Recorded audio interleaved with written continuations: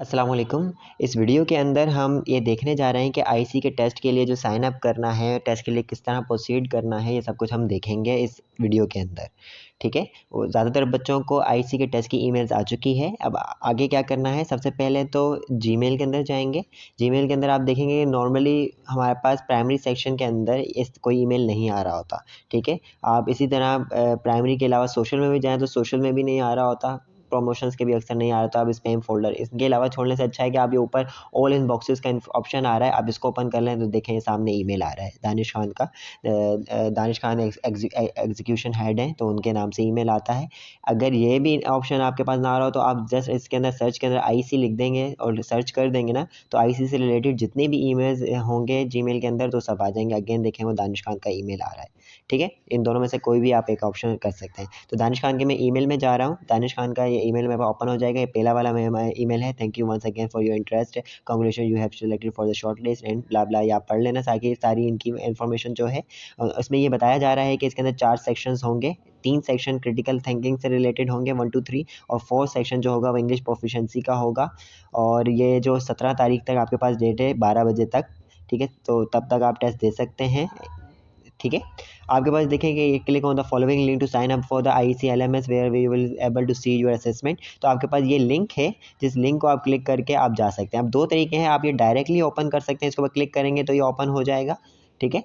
तो एक तरीका तो ये है। दूसरा तरीका क्या है कि आप इस लिंक के ऊपर क्लिक करके रखेंगे तो ये कॉपी यूआरएल कर सकते हैं, ये ऑप्शन आएगा। तो इससे क्या फ़ायदा होगा कि अब आप इस कॉपी यूआरएल करके अपने ब्राउज़र में लेके जा सकते हैं। पहला ऑप्शन भी ठीक है, लेकिन 1-2 बच्चों की शिकायत आई है कि उसमें थोड़ा प्रॉब्लम हो रहा है, तो इस वजह से मैं आपको ये दूसरा तरीका बता रहा हूँ। अब आप ब्राउज़र पे जाएँगे और ब्राउज़र के यूआरएल सेक्शन में जाके जो आप चीज़ आपने कॉपी की है ना, वो पेस्ट करेंगे आप यहाँ पर। जैसे ही वो लिंक पेस्ट करेंगे उसके बाद एंटर करेंगे तो आपके पास ये पेज खुल जाएगा, वही जो वहाँ पर खुल रहा था सेम पेज यहाँ पर भी खुल जाएगा। ठीक है? अब आपने क्या करना है, यहाँ पर अपना फर्स्ट नेम लिखना है। मैं हूँगा तो यहाँ पर सैयद शहाब लिखूँगा। ठीक है? और लास्ट नेम में मैं शाह लिख दूँगा।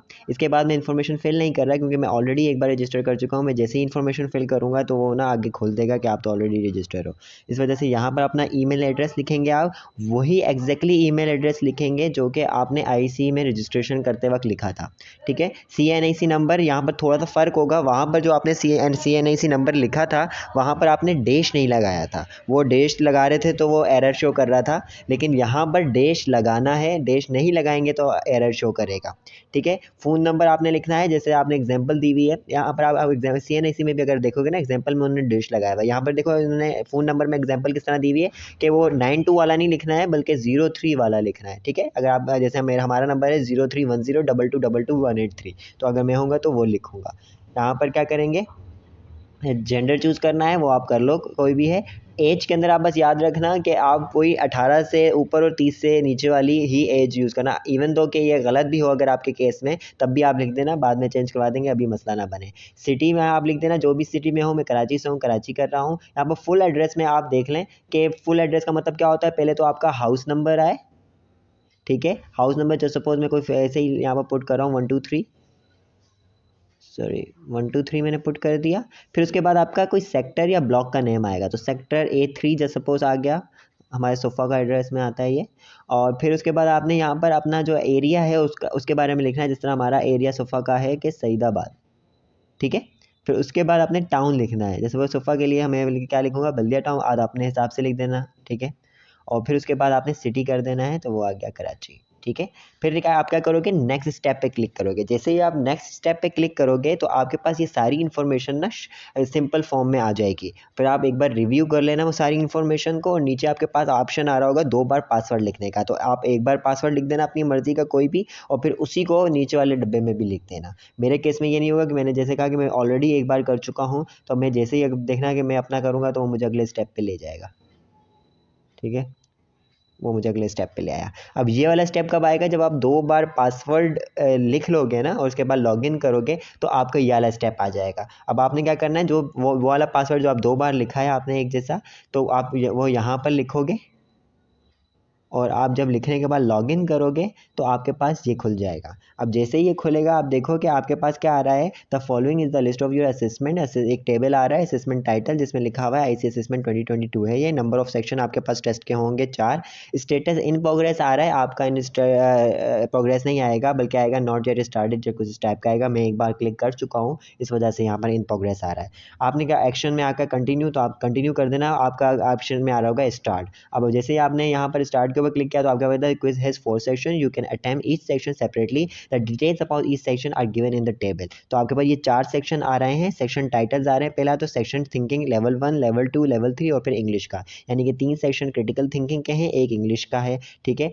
नंबर ऑफ सेक्शन क्वेश्चन पहले में क्या होगा, सेक्शन में 14 हैं, फिर 10 हैं, फिर 6 हैं, फिर 30 है, यानी कि क्रिटिकल थिंकिंग के भी 30 क्वेश्चन हैं और इंग्लिश के भी 30 क्वेश्चन हैं, ठीक है।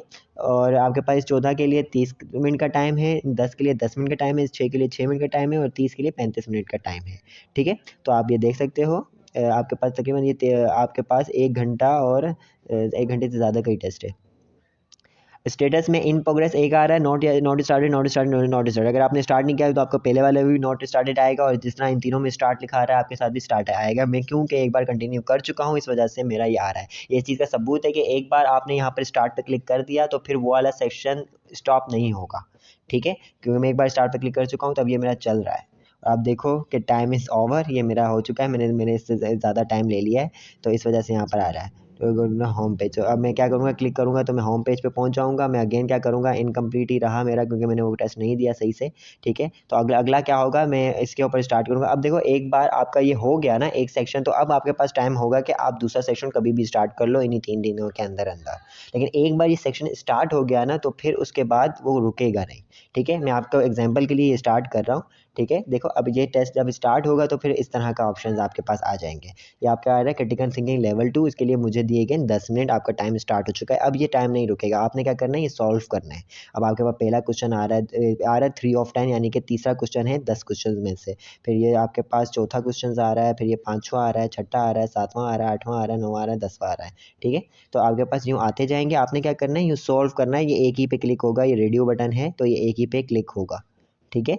तो आप इसमें से कोई भी अपनी मर्ज़ी से जो भी आपको बेटर लग रहा हो तो आप क्या कर सकते हो, इसमें वो कर सकते हो, ठीक है। फिर उसके बाद जब ये हो जाए तो आपने फिनिश एंड सबमिट पे क्लिक करना है।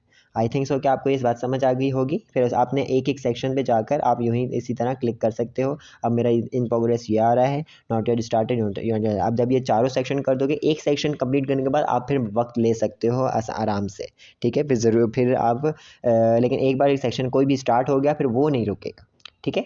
इसके बाद क्या होगा कि जब आप ये चारों दे दोगे आपको फिर एक कॉन्ग्रेचुलेशन हो जाएगा कि आपका टेस्ट कंप्लीट हो चुका है।